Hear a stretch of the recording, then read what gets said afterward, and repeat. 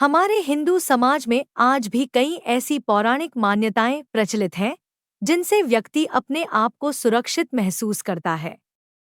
सर्प का नाम सुनते ही जनमानस में भयंकर भय व्याप्त हो जाता है। सर्प को काल, मृत्यु का प्रत्यक्ष स्वरूप माना जाता है। आज हम प्राचीन समय में प्रचलित एक परंपरा के बारे में अवगत कराएंगे। आपने यदाकदा घरों की बाहरी दीवार पर आस्तिक मुनि की दुहाई नामक वाक्य लिखा देखा होगा। ग्रामीण अंचलों में इस वाक्य को घर की बाहरी दीवार पर लिखा हुआ देखना आम बात है। लेकिन क्या आप जानते हैं कि इस वाक्य को घर के बाहरी दीवारों पर क्यों लिखा जाता है? यदि नहीं, तो आज हम आपको इसकी पूर्ण जानकारी देंगे। आस्तिक मुनि की दुहाई नामक वाक्य घर की बाहरी दीवारों पर सर्प से सुरक्षा के लिए लिखा जाता है। ऐसी मान्यता है कि इस वाक्य को घर की दीवार पर लिखने से उस घर में सर्प प्रवेश नहीं करता। इस मान्यता के पीछे एक पौराणिक कथा है। कलयुग के प्रारंभ में जब ऋषि पुत्र के श्राप के कारण राजा परीक्षित को तक्षक नाग ने डस लिया, तो इससे उनकी मृत्यु हो गई। जब यह बात राजा परीक्षित के पुत्र जन्मेजय को पता चली तो उन्होंने क्रुद्ध होकर अपने पिता की मृत्यु का बदला लेने के लिए इस संसार से समस्त नाग जाति का संहार करने के लिए सर्पेष्टि यज्ञ का आयोजन किया। इस सर्पेष्टि यज्ञ के प्रभाव के कारण संसार के कोने कोने से नाग व सर्प स्वयं ही आकर यज्ञाग्नि में भस्म होने लगे।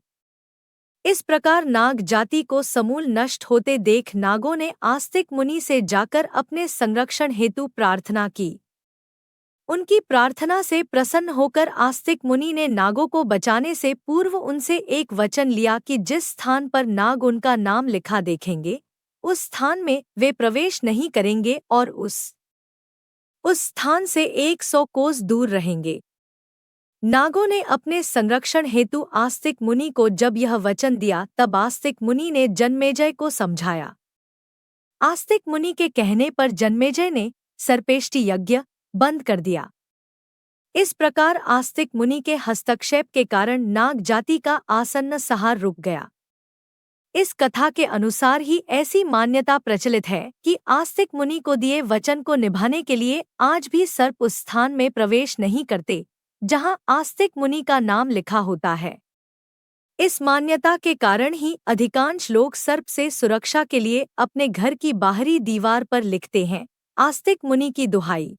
सर्पों ने प्रसन्न होकर आस्तिक को वरदान दिया कि जो भी आपका आख्यान श्रद्धा सहित पढ़ेंगे उन्हें सर्प दंश का भय नहीं रहेगा। जिस दिन ये घटना हुई उस दिन पंचमी तिथि थी। इस कारण आज भी भारतवर्ष में सनातन धर्म को मानने वाले उसी तिथि को नागपंचमी का त्योहार मनाते हैं तथा नागदेवता की पूजा होती है। इस जानकारी को अपने दोस्तों तक जरूर शेयर करें। भोलेनाथ की कृपा आप पर बनी रहेगी। जय आस्तिक मुनि कमेंट में जरूर करें। वीडियो पसंद आई हो तो लाइक करें और चैनल को सब्सक्राइब करें। देखने के लिए धन्यवाद।